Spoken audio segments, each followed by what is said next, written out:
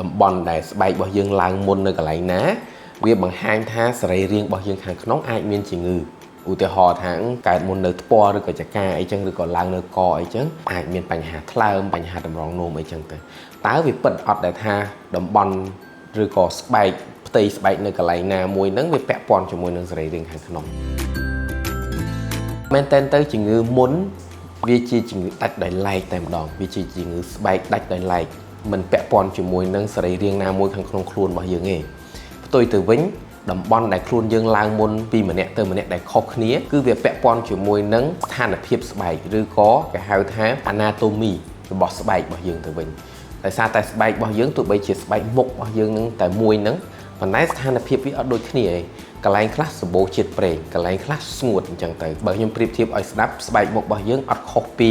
ផ្ទៃដីទេឧទាហរណ៍ថាប្រទេសខ្មែររបស់យើងជាប្រទេសខ្មែរតែមួយឯងប៉ុន្តែមានតំបន់ភ្នំមានតំបន់ព្រៃមានតំបន់ខ្ពង់រាបមានតំបន់ស្ងួតមានតំបន់ទឹក